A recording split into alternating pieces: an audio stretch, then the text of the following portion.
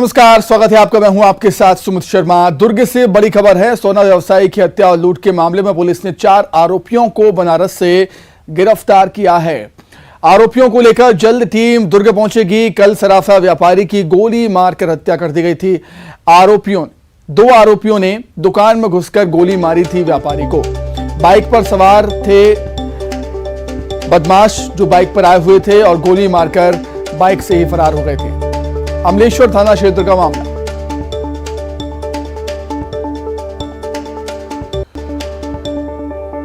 तो दुर्ग से बड़ी खबर आपको हम बता रहे हैं। सोना व्यापारी की हत्या और लूट के मामले में पुलिस को सफलता मिली है। पुलिस ने 4 आरोपियों को बनारस से गिरफ्तार किया था। आरोपियों को लेकर जल्द ही पुलिस की टीम दुर्ग पहुंचेगी। कल की घटना है जब सराफा व्यवसाय की गोली मारकर हत्या कर दी गई थी। दुकान में ही घुसकर गोली मारी गई थी सराफा व्यापारी को। 2 आरोपियों ने दुकान में घुसकर इस वारदात को अंजाम दिया था और जो आरोपी थे वो बाइक पर फरार हो गए थे सवार होकर। अमलेश्वर थाना क्षेत्र का ये पूरा मामला है।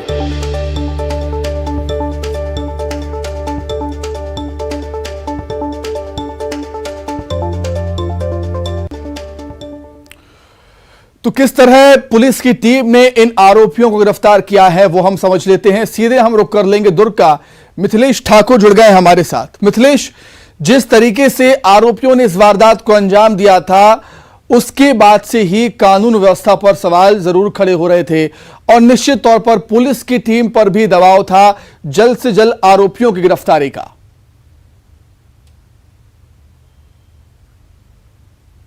निश्चित रूप से पुलिस के ऊपर काफी प्रेशर था और इस पूरे मामले को सुलझाने के लिए पुलिस ने कई खास टेक्निक इस्तेमाल की है।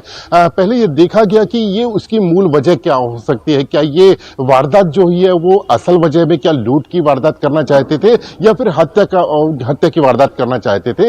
यही विषय को लेकर जब पुलिस आगे बढ़ी तो अभी फिलहाल लगभग इस पूरे मामले को सुलझा लिया गया है। आपको बताना चाहूंगा कि कल जो घटना हुई थी उसके बाद में जो आरोपी थे जिन्होंने फायरिंग की थी और उसके बाद में बाइक से भगे थे, सबसे पहले पुलिस ने बाइक बरामद की और बाइक से एक अहम सुराग पुलिस को प्राप्त हुआ कि जो बाइक थी वो झारखंड की बाइक थी। तो कहीं ना कहीं पुलिस को शंका जरूर थी कि बाइक जो है वो झारखंड के और जो आरोपी हैं वहीं आसपास के हो सकते हैं। इसके बाद में पुलिस ने जो भी छत्तीसगढ़ की जो सीमावर्ती क्षेत्र है वहां पर पुलिस ने नाकेबंदी की थी। तो पुलिस को एक बाइक नजर आने के बाद में एक कार जो है वो वहां पर क्रॉस करती हुई नजर आई। तो इसके बाद से पुलिस को कहीं ना कहीं शंका हुई कि ये कार में जो भाग रहे हैं वो वही व्यक्ति हो सकते हैं। पुलिस ने उस कार के और एनालिसिस किया और टेक्निक का इस्तेमाल किया। उसके बाद में पुलिस का ये पता लगा कि जो आरोपी है वो बनारस में हो सकते हैं। एक टीम बनाई गई, वहां पर झारखंड पुलिस की भी मदद ली गई, बिहार पुलिस की भी मदद ली गई। उसके बाद में आज जो है 24 घंटे के भीतर आरोपियों तक पुलिस पहुंच चुकी है। चारों को गिरफ्तार कर लिया जाए। और अभी जो प्राथमिक जानकारी ये सामने आ रही है सुमित कि ये जो पूरी घटना है वो लूट की वारदात को अंजाम देने के लिए नहीं थी बल्कि इसको हत्या के लिए ही इसको पूरी व्यू रचना रची थी। इसमें एक व्यक्ति भी और शामिल है, परिवार का वो व्यक्ति है, रिश्तेदार कोई हो सकता है। पुलिस ने अभी उसका खुलासा नहीं किया है। जिसने इस पूरी वारदात को अंजाम देने के लिए पूरा प्लानिंग किया था, मास्टरमाइंड है वो, उसका भी खुलासा होना बाकी है। जिसने दोनों आरोपियों से पहले मुलाकात की, उनको एकत्रित किया। बिल्कुल, हत्या की मंशा थी आरोपियों की दुर्गेश, वो सीसीटीवी से नजर भी आता है क्योंकि गोली मारने के बाद भी आरोपी व्यवसायी को मारते हुए नजर आए हैं। बहुत धन्यवाद आपके जुड़ने के लिए, तमाम बातचीत के लिए। आगे बढ़ते हैं। अंबिकापुर से बड़ी खबर है। होटल में पुलिस ने छापेमारी की। छापेमारी में 1 किलो 667 ग्राम अवैध सोना बरामद किया। 13 लाख कैश भी जब्त किए हैं पुलिस ने। जब्त सोने की कीमत करीब 1 करोड़ 56 लाख बताई जा रही है। कोलकाता से सोना लेकर आरोपी आया था और सूचना के आधार पर कार्रवाई की है पुलिस ने। दीपावली में ज्वेलरी शॉप में इस सोने को खपाने की तैयारी थी आरोपी की।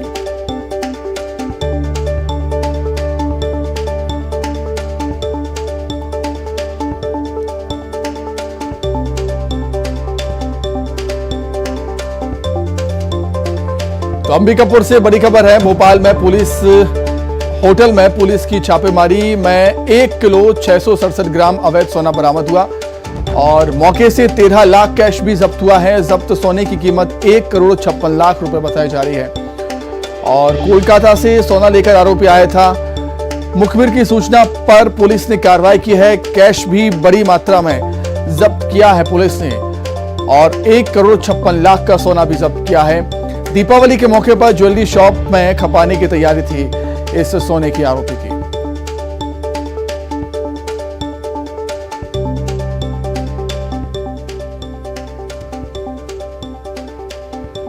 तो अंबिकापुर में होटल में पुलिस ने छापेमारी करते हुए 1,667 ग्राम अवैध सोना बरामद किया है। मौके से 13 लाख रुपए कैश भी मिले हैं पुलिस को और जब्त सोने की कीमत 1,56,00,000 रुपए बताई जा रही है। बताया जाता है कि आरोपी कोलकाता से सोना लेकर आया था और दीपावली के मौके पर ज्वेलरी शॉप में इस सोने को खपाने की तैयारी थी उसकी। उससे पहले ही पुलिस ने इसे धर दबोचा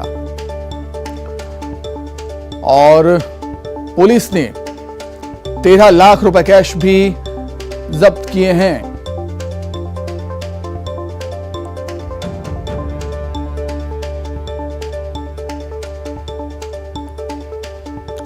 लगातार जो पुलिस है वो आरोपी से पूछताछ कर रही है।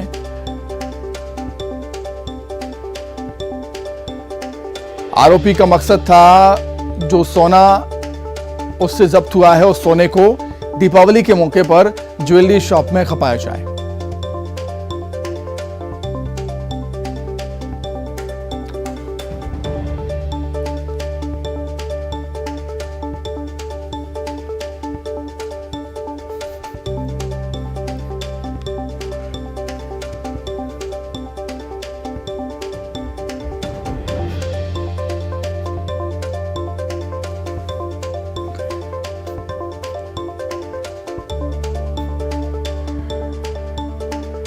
तो अंबिकापुर में होटल में पुलिस ने छापेमारी और छापेमारी में 1,667 ग्राम सोना और 13 लाख कैश जब्त हुआ।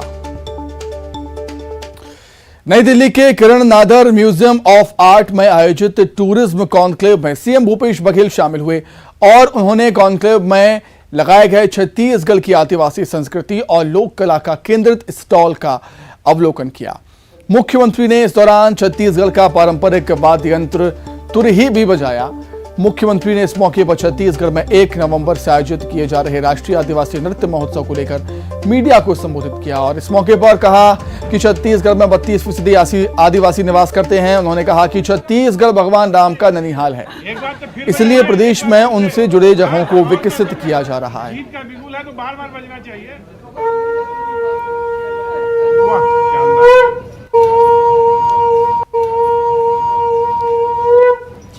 का बिगुल क्या आगामी चुनावों में? हाँ जी यही एक बार तो फिर बजाइए, एक बार फिर से। हाँ तो और क्या, तो जीत का बिगुल है तो बार बार बजना चाहिए। वाह शानदार। ये जीत का बिगुल क्या आगामी चुनावों में? हाँ जी यही एक बार तो फिर बजाइए, एक बार फिर से। हाँ तो और क्या, तो जीत का। देश भर के विभिन्न राज्यों से लगभग 1400 कलाकार आएंगे। 100 कलाकार विदेशी कलाकार 100 यहाँ आएंगे और उसके साथ साथ जो ट्राइबल कल्चर है पूरी दुनिया भर में और हिंदुस्तान के विभिन्न हमारे जो ट्राइबल हैं उसके कल्चर है, रीति रिवाज है, उन सब का वहाँ प्रदर्शन भी होगा, साथ ही गोष्ठियाँ भी होगी और उसके विकास और उत्थान की चर्चा भी होगी। तो मैं इस अवसर पर आप सबको 1 नवंबर हमारे छत्तीसगढ़ का राज्य स्थापना दिवस भी है, उसमें आप सबको आमंत्रित भी करता हूं और नेशनल ट्राइबल डांस फेस्टिवल का आनंद भी आप लेंगे। जैसा कि मैंने पहले ही बताया कि 41 जनजातियां हैं, 32% उनकी आबादी है, 44% जंगल है और लगातार वहाँ के आदिवासी जल जंगल जमीन की लड़ाई लड़ते रहे। और आपको ये भी पता होगा कि नक्सलवाद हमारे यहाँ बहुत अधिक रहा है। लगभग आधा भूभाग नक्सलियों के से प्रभावित रहा है और ऐसे समय में जब हम लोगों ने राज्य सरकार की बागडोर संभाली, उस समय हम लोगों के सामने बड़ी चुनौती थी कि इस समस्या का निदान क्या है। तो उस मामले में हम लोगों ने सबसे पहले जो काम किया कि 3 सूत्र को लेकर चले: विश्वास, विकास और सुरक्षा। एक विश्वास जीतने का काम और इसे लगातार बढ़ाने का, और ये नेशनल ट्राइबल डांस फेस्टिवल भी उसी की एक कड़ी है, जिसके माध्यम से एक ट्राइबल को, आदिवासियों को बिल्कुल नहीं लगना चाहिए उसकी जो संस्कृति है वो कहीं पीछे चली जा रही है, बल्कि उसे अभिमान होना चाहिए, उसे गर्व महसूस करना चाहिए, और इसीलिए ये सब कार्यक्रम आयोजित किया जा रहा है।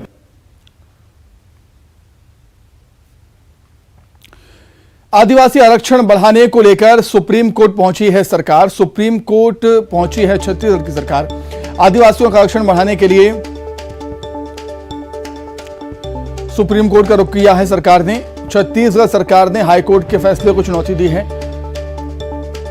हाईकोर्ट ने 32% आरक्षण को कम कर दिया था, 32% से घटाकर 20% कर दिया था, और अब इसी फैसले को चुनौती देने के लिए अब सरकार ने, छत्तीसगढ़ की सरकार ने सुप्रीम कोर्ट का दरवाजा खटखटाया है।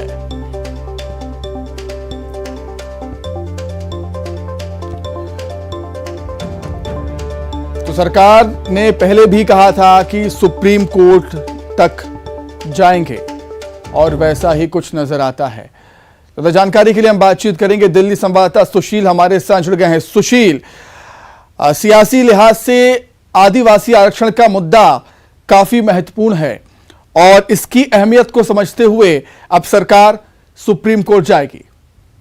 जी बिल्कुल सुमित, आप सही कह रहे हैं कि जिस तरह हाईकोर्ट ने फिलहाल अभी 2012 के उस आदेश पर रोक लगा दी जिसमें तमाम कानूनी शैक्षणिक संस्थानों में प्रवेश आरक्षण अधिनियम और सेवा भर्ती अधिनियम के संशोधन में 20% का जो आरक्षण बढ़ाकर 32% आरक्षण किया गया था, समेत उस पर फिलहाल हाईकोर्ट ने रोक लगा दी थी। इसकी जो आरक्षण की तय सीमा है वो 50% है, और इसको अगर जोड़ के माना जाए तो 58% से ऊपर आरक्षण की तय सीमा हो रही है। बहरहाल छत्तीसगढ़ सरकार ने मौके की नजाकत को देखते हुए और सियासी गहमा गहमी को देखते हुए सुप्रीम कोर्ट का दरवाजा खटखटा दिया है, और सुप्रीम कोर्ट में छत्तीसगढ़ सरकार की तरफ से याचिका दाखिल करके हाईकोर्ट के उस आदेश की चुनौती दी गई है जिसमें फिलहाल आरक्षण को सैटिस्फाइड किया गया था। हालांकि छत्तीसगढ़ सरकार की तरफ से कोर्ट से ये मांग की गई है कि सुप्रीम कोर्ट आरक्षण के इस बिंदु पर दोबारा विचार करे और छत्तीसगढ़ सरकार के पक्ष को सुने।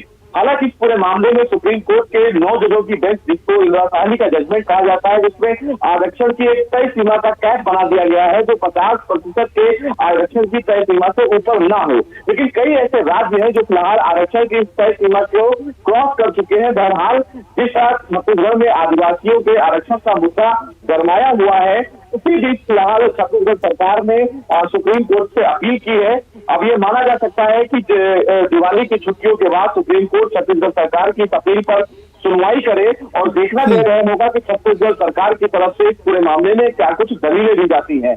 इससे निश्चित तौर पर देखने वाली बात होगी सुशील की जो सरकार की तरफ से वकील होंगे वो क्या कुछ दलीलें इस मामले पर रखेंगे अब सुप्रीम कोर्ट में। सुशील, आपका बहुत शुक्रिया तमाम जानकारी के लिए। रायपुर में 1 नवंबर से 3 नवंबर तक राष्ट्रीय आदिवासी नृत्य महोत्सव का आयोजन होगा, जिसमें देश विदेश के कलाकार शामिल होंगे। महोत्सव में शामिल होने के लिए सीएम भूपेश बघेल की ओर से कई राज्यों के मुख्यमंत्रियों को न्योता भेजा गया है। निमंत्रण देने विधायक, संसदीय सचिव अलग अलग राज्यों के दौरे पर गए हैं। राजस्थान के मुख्यमंत्री अशोक गहलोत, असम के मुख्यमंत्री डॉक्टर हेमंत शर्मा, झारखंड के मुख्यमंत्री हेमंत सोरेन को विशेष रूप से आमंत्रित किया गया।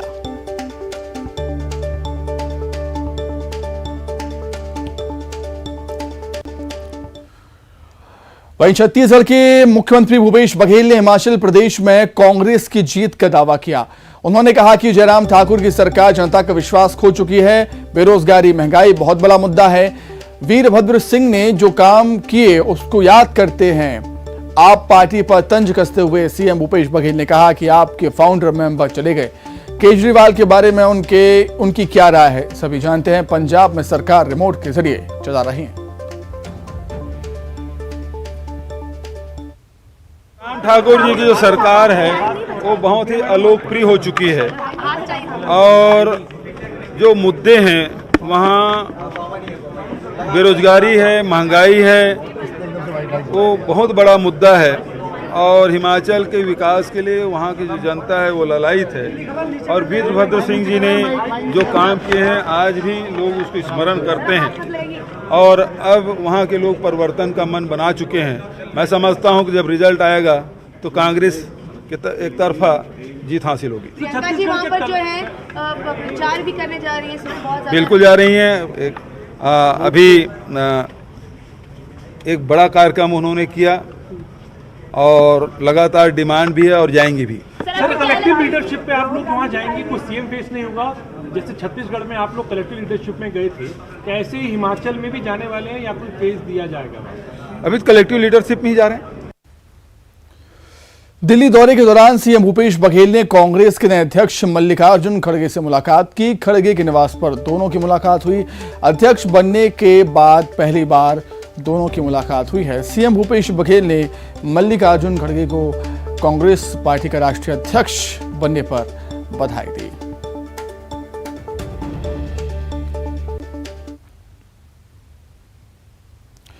दिल्ली में सीएम भूपेश बघेल ने प्रियंका गांधी से भी मुलाकात की। कांग्रेस महासचिव के घर पर उनकी मुलाकात हुई। सीएम ने दीपावली की शुभकामनाएं दी हैं। हिमाचल प्रदेश विधानसभा चुनाव पर भी चर्चा हुई है प्रियंका गांधी और सीएम भूपेश बघेल के बीच।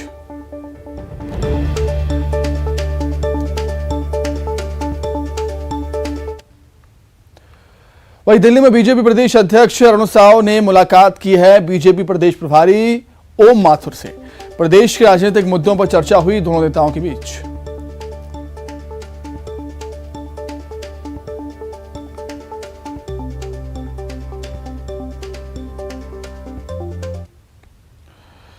प्रदेश में बिगड़ती कानून व्यवस्था के खिलाफ बीजेपी नेताओं ने रायपुर में मौन प्रदर्शन किया। दुर्ग जिले के अमलेश्वर में सराफा कारोबारी की हत्या के विरोध में बीजेपी व्यापार और आर्थिक प्रकोष्ठ के तमाम नेता राजधानी के आजाद चौक पहुंचे और 1 घंटे का मौन प्रदर्शन कर विरोध जताया।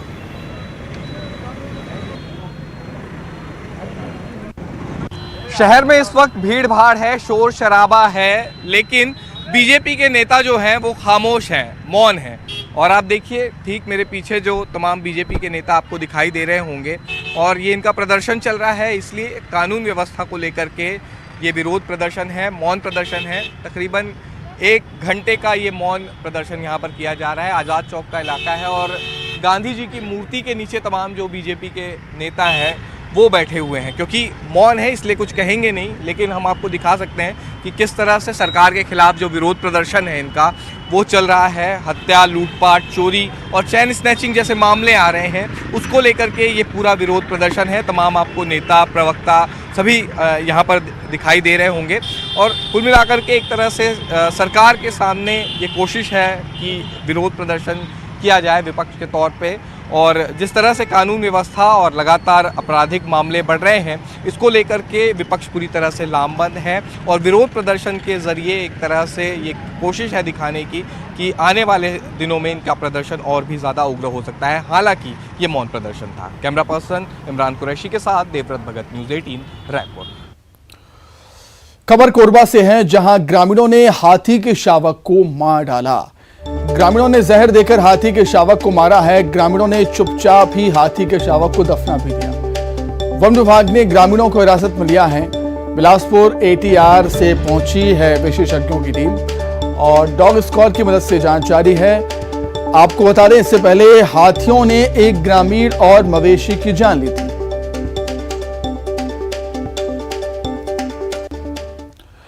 कोरोना के चलते हालात सामान्य होने के बाद इस बार दीपावली हैप्पी होने की उम्मीद है। इसका असर अभी से ही बाजारों में दिख रहा है। बाजार गुलजार हैं, लोगों की भीड़ भी देखने को मिल रही है और इधर बाजार में सुरक्षा कर्मियों की ड्यूटी भी लगाई गई। बालोद में मलखम्ब को बढ़ावा देने के लिए जिला प्रशासन ने पहल की है और मलखम्ब अकेडमी खोली है। आपको बता दें कि मलखम्ब को 2022 में खेलो इंडिया यूथ गेम्स में शामिल किया गया था। जिला प्रशासन का कहना है कि मलखम्ब के क्षेत्र में रुचि रखने वाले युवाओं को संसाधनों, सुविधाओं, ट्रेनिंग और अभ्यास की दिक्कत आती थी, जिसको दूर करने के लिए इसकी शुरुआत हुई।